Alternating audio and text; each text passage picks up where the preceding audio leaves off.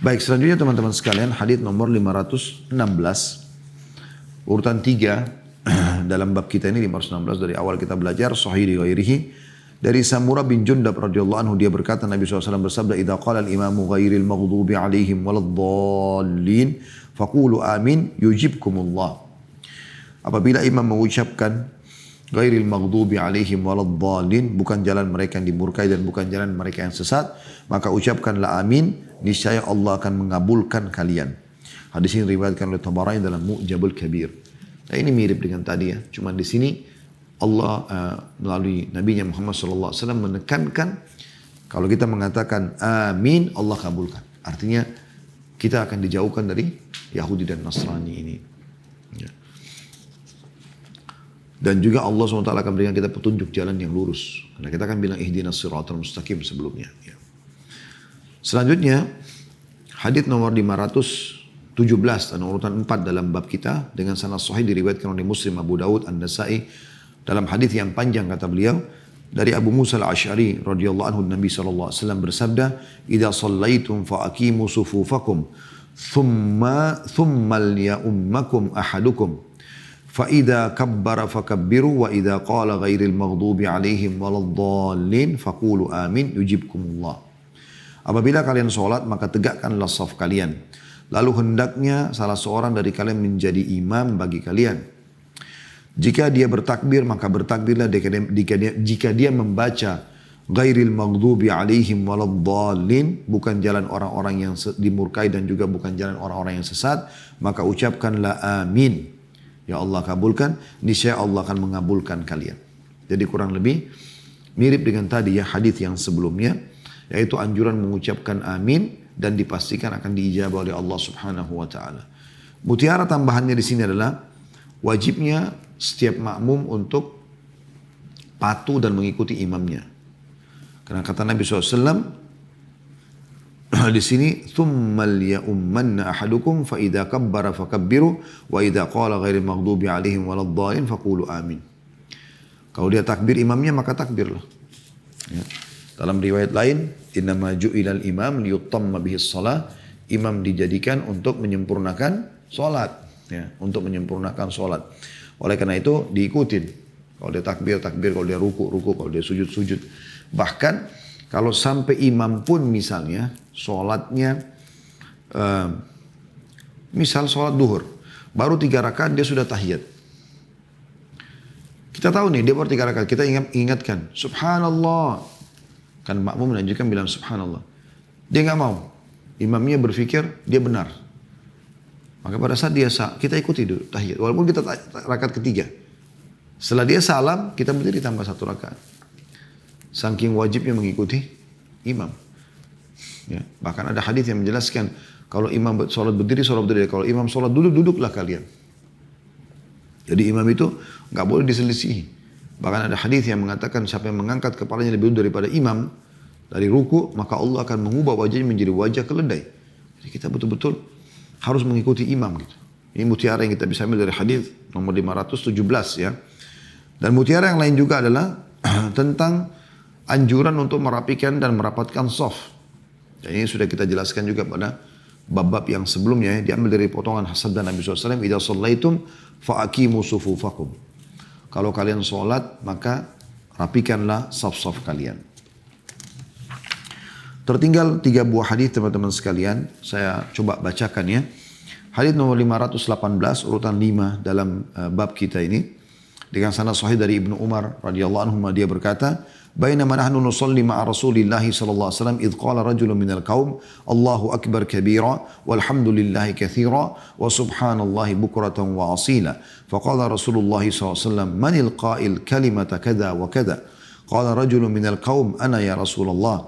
Qala ajibtu laha futihat laha abwabus sama'. Qala Ibnu Umar, fama taraktuhunna mundu sami'tu Rasulullah sallallahu alaihi wasallam yaqulu dzalik."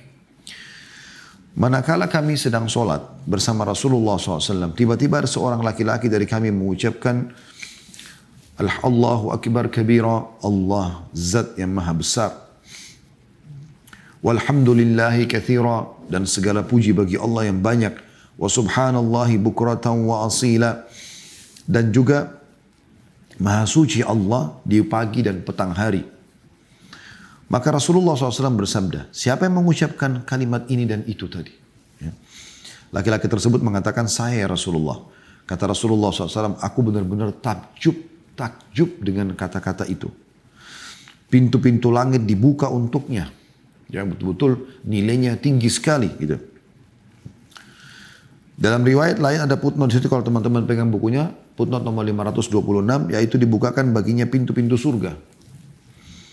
Ibnu Umar berkata, maka aku tidak pernah meninggalkannya semenjak aku mendengar Rasulullah SAW mengatakan hal tersebut.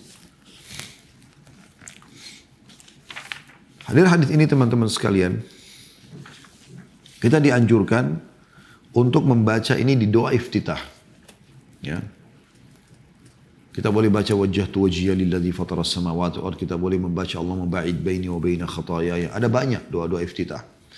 Dan itu sudah kita bedah ya, beberapa kali di YouTube, dan sekarang juga ada kajian kita di Senin sore ya, membedah kumpulan doa-doa sesuai dengan Al-Quran dan Sunnah, dan kita sudah membedah doa-doa yang kita baca pada saat sholat ya. Di antaranya jenis-jenis doa iftitah. Nah ini jangan sampai luput. Allahu Akbar kabira walhamdulillahi katsira wa subhanallahi bukratan wa asila. Baru kita baca wajjahtu wajhiya lilladzi fataras samawati, atau Allahumma ba'id baini wa baina khataayaya gitu ya. Maka ini anjuran yang sangat luar biasa. Kalimat ini teman-teman sangat mahal nilainya. Sampai-sampai begitu diucapkan oleh sahabat ini, langsung dibukakan pintu-pintu surga oleh Allah SWT. Bisa bermakna kalimat ini sangat tinggi sekali di sisi Allah SWT, sampai bisa membuat ya, terbuka pintu langit ya, untuk menerima sebagai amal soleh yang baik. Atau juga bisa bermakna yang mengucapkannya akan mendapatkan surga, karena dengan kata-kata yang dia ucapkan membuat Nabi SAW kagum, akhirnya ya, bisa membuat si pengucapnya ini masuk ke dalam surga. Bicara yang bisa kita ambil teman-teman sekalian dari sini adalah bagaimana doa ini dianjurkan sekali untuk dibaca di doa iftitah atau istiftah ya. Kemudian juga yang kedua, bagaimana Nabi SAW juga kagum dan bagaimana beliau langsung menyampaikan apa yang disampaikan wahyu. Ada sebagian orang kadang-kadang keliru memaknakan yang seperti ini. Mereka mengatakan ini buktinya ada amal yang Nabi tidak anjurkan tapi dikerjakan oleh sahabat.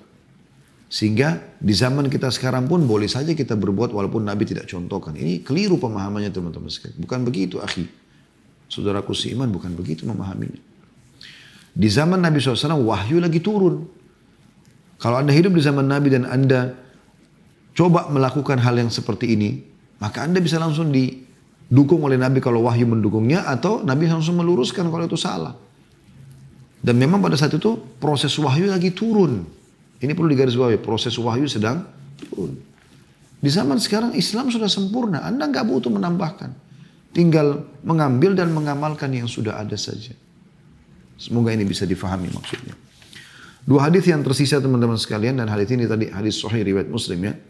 Yaitu hadis nomor 519 urutan 6 dalam bab kita dengan sanad sahih dari Rifa'ah bin Rafi' Az-Zuraqi. Dia berkata, "Kunna nusalli wara'an Nabi sallallahu alaihi wasallam falamma rafa'a ra'sahu min ar-rak'ah qala sami Allahu liman hamidah. Qala rajulun min wara'ihi rabbana walakal hamdu hamdan katsiran tayyiban mubarakan fi. Falamma insarafa qala manil mutakallim qala ana qala ra'itu bid'atan wa 30 malakan yabtadirunaha ayyuhum yaktubuha awwal." Kami pernah sholat di belakang Nabi SAW.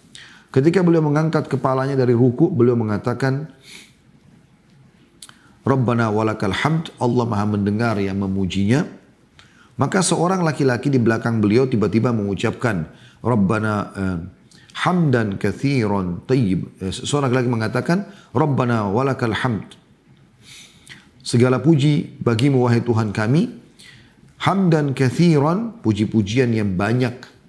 Tayyiban, yang sangat baik. Mubarakan, penuh dengan berkah, fihi. Di kata-kata itu maksudnya penuh dengan keberkahan. Jadi dia menambahkan itu. Jadi kan imam itu kalau bilang sami Allahu liman hamidah, Allah telah mendengar siapa yang mengucapkan kesalahan. Maka makmum langsung mengatakan Rabbana walakal hamd. Tidak usah lagi mengatakan sami Allahu liman hamidah. Karena imam sudah mengucapkannya, kita langsung Rabbana walakal hamd. Tapi dalam riwayat ini ditambah oleh orang ini hamdan katsiran tayyiban mubarakan fi. Maka Nabi SAW setelah salam mengatakan, siapa yang mengucapkan tadi itu? Kata orang itu, saya ya Rasulullah. Kata Nabi SAW, aku melihat 30 lebih malaikat berlomba-lomba untuk mendapatkannya. Siapa di antara mereka yang bisa menulisnya pertama kali? Diriwayatkan Imam Malik, Bukhari dan Abu Dawud juga An-Nasai. Ya. Ini teman-teman sekalian adalah anjuran. Ya, seperti tadi di judul kita awal, ada anjuran yang dibaca pada saat i'tidal. Nah ini hadisnya. Mutiara yang kita bisa ambil teman-teman sekalian adalah kalau imam mengatakan Sami Allahu liman hamidah, artinya Allah telah mendengar siapapun yang memujinya. Kita kalau sholat berjamaah makmum tidak usah lagi bilang Sami Allah liman hamidah. Udah langsung saja masuk Rabbana walakal hamd. Karena kan imam sudah mengatakan Allah mendengar siapa yang memujinya, kita langsung mengatakan Rabbana walakal hamd. Wahai Tuhan kami segala puji bagimu. Nah, kalau mau mendapatkan keutamaan hadis ini tambahkan hamdan katsiran, puji-pujian yang banyak, mubarakan fi, penuh dengan berkah padanya. Tayyiban, maaf, hamdan katsiran tayyiban mubarakan fi. Hamdan kathiran, puji-pujian yang banyak, tayyiban yang sangat baik, mubarakan fi, yang penuh dengan berkah. Jadi pendek sekali. Nah ini waktu Nabi SAW ucapkan Sami Alhamdulillah, ada sahabat yang biasanya orang baca Rabbana walakal hamd saja. Tapi di sini ditambahkan sama dia hamdan kathiran, tayyiban, mubarakan fi. Maka Nabi SAW mirip dengan hadis sebelumnya tadi. Begitu salam, langsung menanyakan siapa tadi yang mengucapkan kata itu. Kata dia, saya Rasulullah. Kata Nabi SAW, tadi saya lihat ada 30 lebih malaikat berlumba-lumba mencatat siapa yang pertama mencatat itu. Karena para malaikat ini suka sekali memuji Allah SWT. Mereka anggap ini pujian yang luar biasa. Bagaimana Allah berikan taufik kepada orang ini. Ini mirip juga dengan tadi yang saya jelaskan di hadis sebelumnya ya. Ada orang menjadikan ini sebagai hujjah. Ini buktinya ada sahabat yang mengerjakan zikir yang Nabi belum ajarkan. Maka jawabannya sama tadi teman-teman. Kalau anda hidup di zaman Nabi SAW dan anda lakukan itu, maka masih ada Nabi dan wahyu masih dalam proses turun. Ya, Nabi dukung kalau iya benar, Nabi akan ingatkan kalau salah, gitu kan? Tapi setelah sekarang agama Islam sudah sempurna, sampai kata Nabi SAW tidak ada sesuatu yang kalian butuhkan, tidak ada sesuatu yang kalian butuhkan untuk masuk ke dalam surga kecuali sudah saya jelaskan atau dijelaskan buat kalian, dan tidak ada sesuatu yang menyelamatkan kalian dari neraka juga kecuali sudah dijelaskan. Halal dan haram sudah jelas. Jadi nggak ada perlu ditambah lagi. Semua sudah cukup. Amalkan saja. Jadi ini tidak bisa dijadikan hujah. Oh sekarang kita boleh lakukan apa saja walaupun Nabi nggak contohkan. Ini hati-hati akhi. Nanti tersia-siakan waktu anda. Kemudian selanjutnya hadis terakhir 520 teman-teman sekalian. Tadi itu mutiaranya menjelaskan tentang makna dua i'tidal ini ya. Hadis ketujuh. Di bab kita 520 dari awal kita belajar dengan sanad sahih dari Abu Hurairah radhiyallahu anhu bahwa Rasulullah SAW bersabda, "Idza qala al-imam sami Allah liman hamida, faqulu Allahumma rabbana wa lakal hamd. Fa innahu man wafaqa qawluhu qawlal malaika ghufira lahu ma taqaddama min dhanbi." Apabila imam membaca sami Allahu liman hamida, Allah mendengar siapa yang memujinya. Maka ucapkanlah kalian Allahumma rabbana lakal hamd. Wahai Tuhan kami, segala puji bagimu. Sesungguhnya siapa atau barang siapa yang ucapannya bertepatan dengan ucapan para malaikat, maka dosa-dosanya telah diampuni. Dosa yang lalu diampuni. Diriwayatkan Malik, Bukhari, Muslim, Abu Dawud, Tirmidzi dan juga An-Nasai.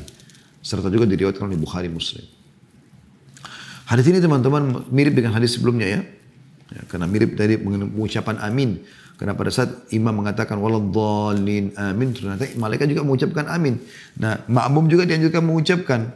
Kalau sama ucapan aminnya atau dia ikut dalam pengucapan amin tersebut, maka akan diampuni dosanya. Ternyata bukan cuma itu. Pada saat juga imam mengatakan sami Allahu liman hamidah, Allah mendengar siapapun yang memujinya, maka para malaikat memuji Allah Subhanahu wa taala. Makanya Nabi SAW ajarkan kita, maka ucapkan Allahumma rabbana walakal hamd. Wahai Tuhan kami, segala puji bagimu. Dan ini riwayat jelas sekali menitik beratkan kepada kita. Berarti kalau kita berjamaah, tadi saya katakan, begitu imam mengatakan sami Allah liman hamidah, Anda tidak usah lagi bilang sami Allah liman hamidah. Langsung, karena Nabi SAW mengatakan fakulu. Ya, saya ulangi lafadznya, idza qala al-imam. Kalau imam mengucapkan sami Allahu liman hamidah, Allah telah mendengarkan siapa yang mengucapkan. Apa kata Nabi? Fakulu, ucapkan kalian Allahumma rabbana walakal hamd. Ya Tuhan kami segala puji bagimu. Jadi kita tidak ucapkan lagi sami Allah liman hamidah, tapi langsung memuji Allah subhanahu wa ta'ala. Alhamdulillah, kita sudah selesaikan bab 32. Dan kita akan lanjutkan nanti di pertemuan akan datang insyaAllah bab ke-33. Ancaman bagi makmum yang mengangkat kepala sebelum imam dalam ruku dan juga sujudnya.